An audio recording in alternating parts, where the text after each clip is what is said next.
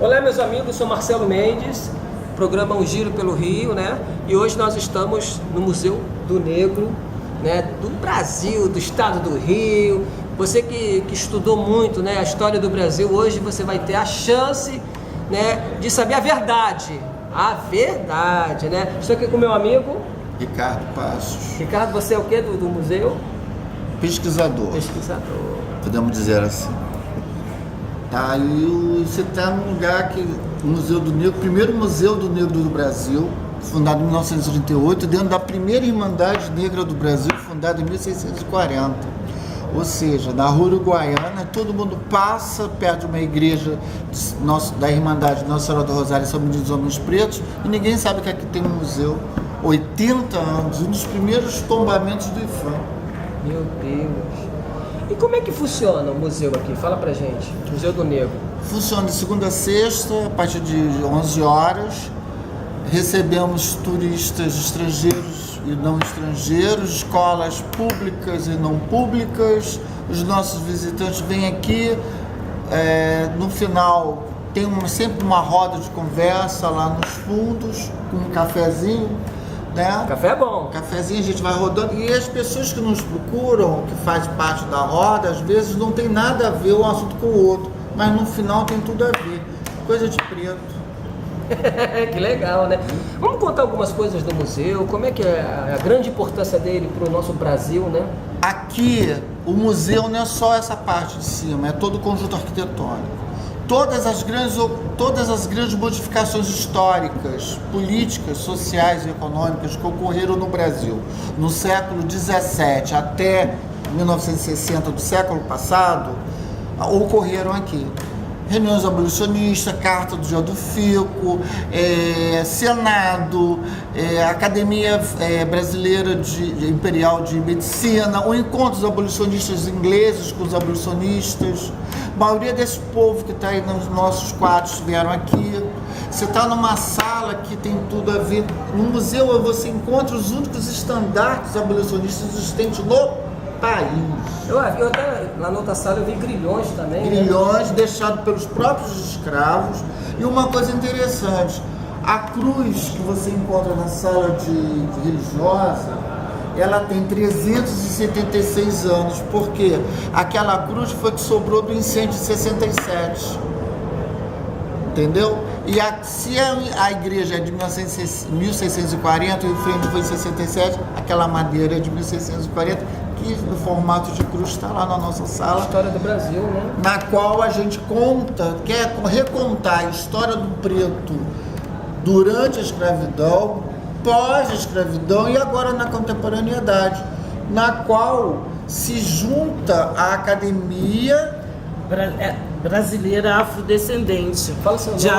Eu sou Sandra, estou diretora da Academia Brasileira Afrodescendente, que surgiu da ideia de nós trazermos para o museu e ser um museu também pioneiro a reunir mulheres que discutem a questão dos seus direitos e prestar serviço para a comunidade o entorno. Eu sou estudante de filosofia, passei por aqui, encontrei o professor Ricardo e através do curso de extensão a gente começou a fazer as rodas de conversa, e daí surgiu, né, na segunda-feira a gente já implementou o Cine Clube, agora no dia 14, dia 15 vai ter o encontro das pretas, e essa academia tem a missão de trazer profissionais, escritores, artesãs, artistas que estão no anonimato a vir a fazer sua exposição, só que são artistas pretos, tanto homens ou mulheres, têm esse espaço para ocupar, né? O museu tem esse como objetivo. Graças ao nosso provedor.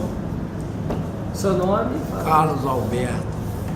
Estou aqui por um acaso, por felicidade minha e do povo brasileiro, que fui transferido lá de Alagoas, que eu sou baiano, para aqui ao Rio.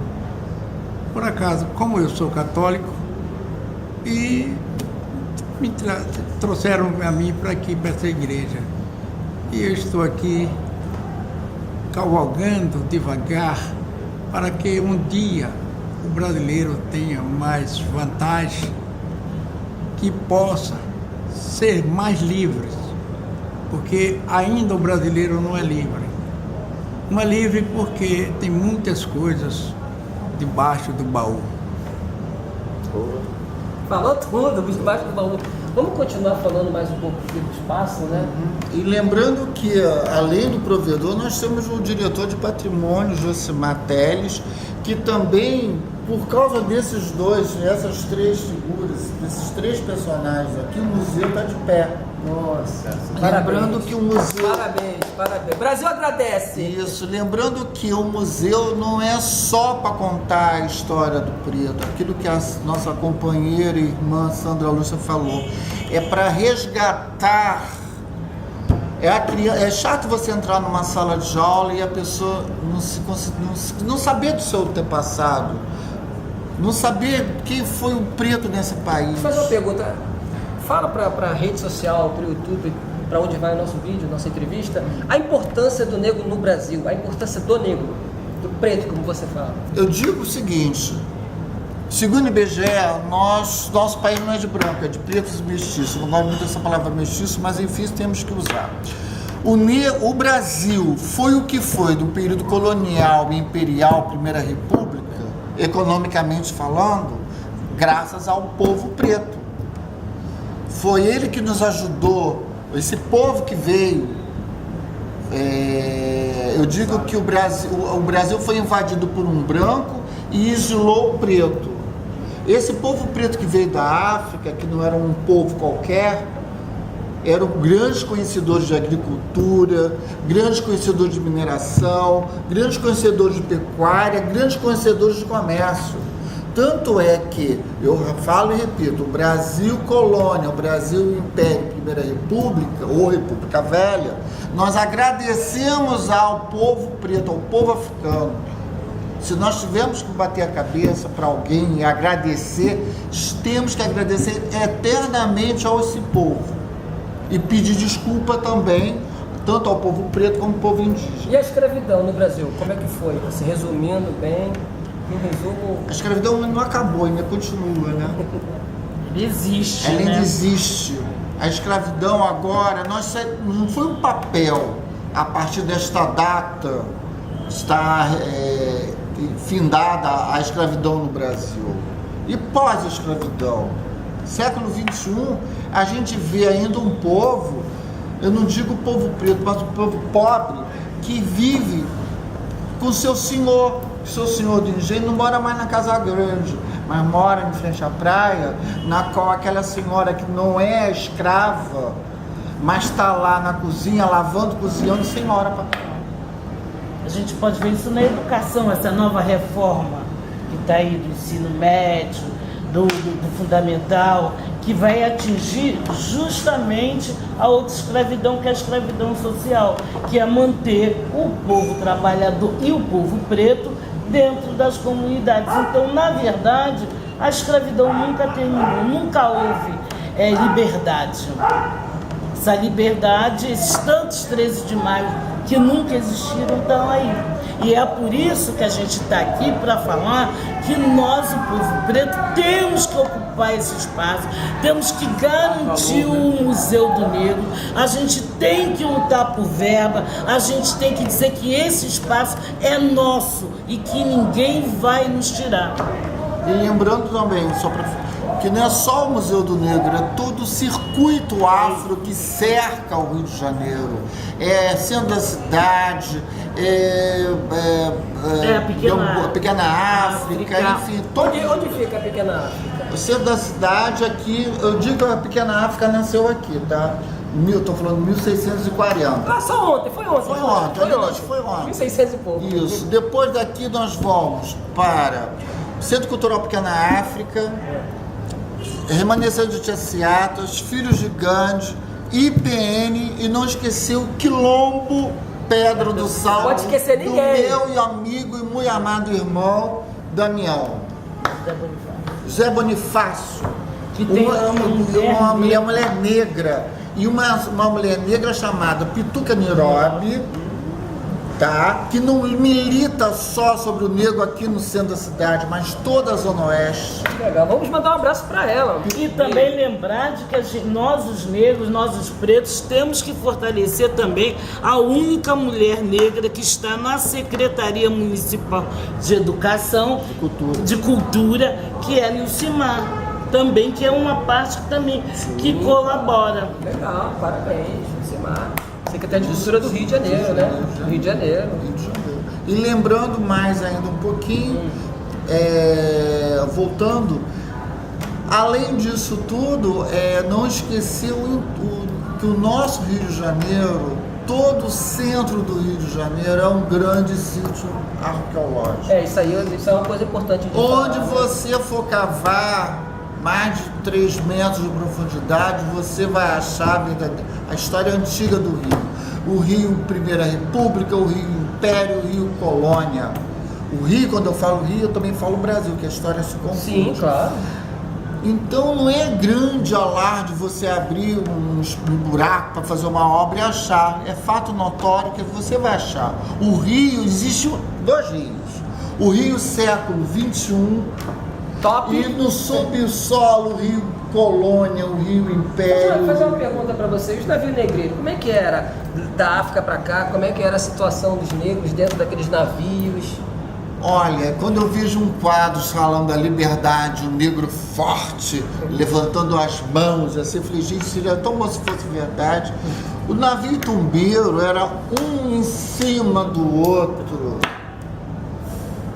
Se um morresse no meio do caminho lá, né, e tinha, morreu, vai feder, né?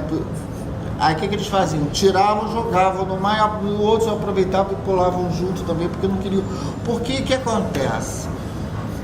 No navio negreiro, isso que é a importância do Museu do Negro, da Academia das Mulheres, e o IPN, e todo esse pessoal da Pequena África, é contar a verdadeira história. Porque quando as crianças chegam aqui, a gente começa a contar histórias, e eles me perguntam como que era um navio negreiro ou navio tumbeiro, eu tenho que preparar, eu tenho que ter cuidado para as crianças não saírem daqui traumatizadas.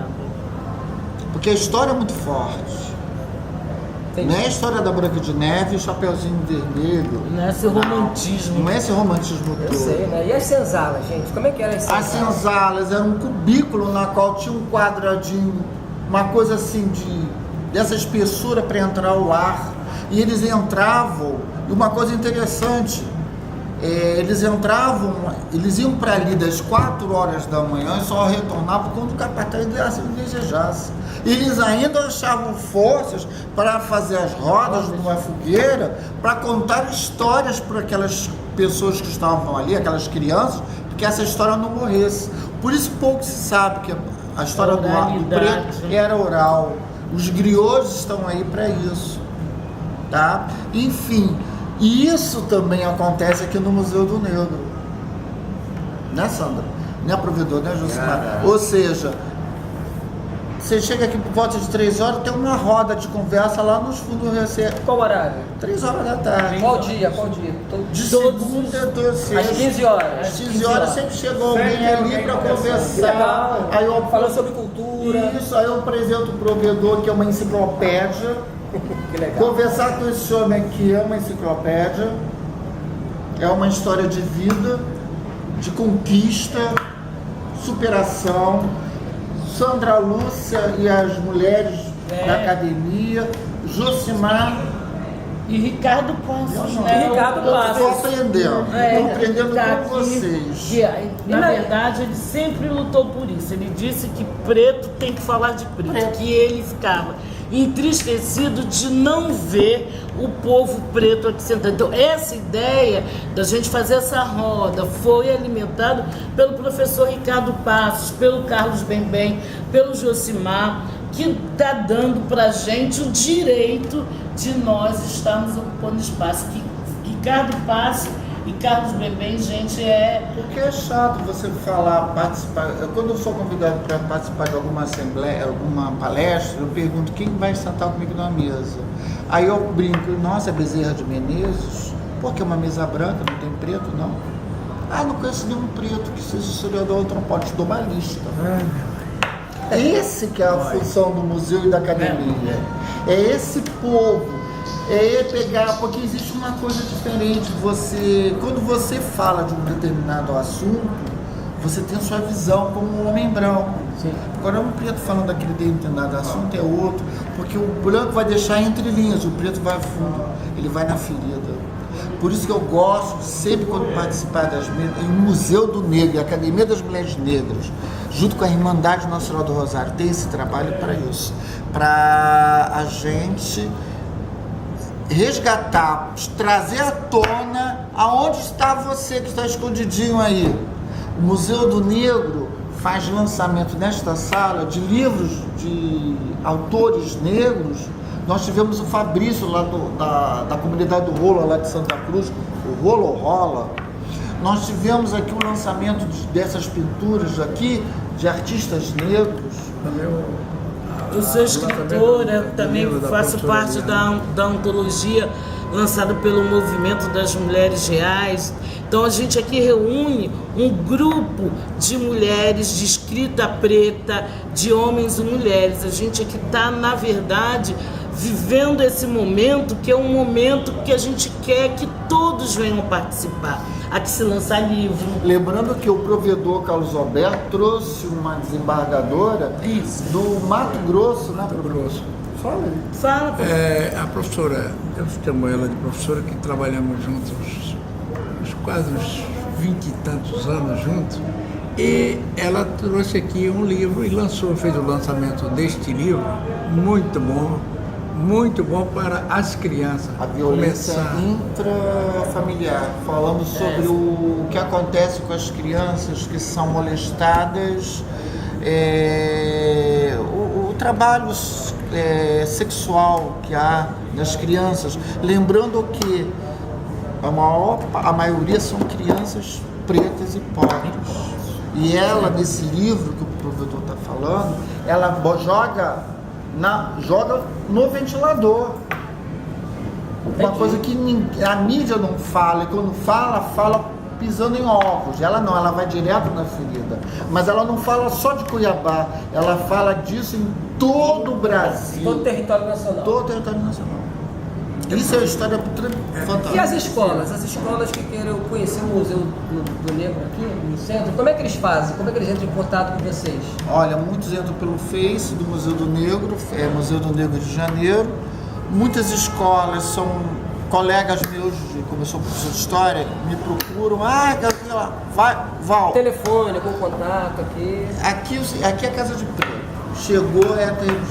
Não precisa marcar. De segunda a sexta-feira. A partir de 11 horas chegou, semana passada. Até que hora que funciona? Até a hora que a igreja fechar.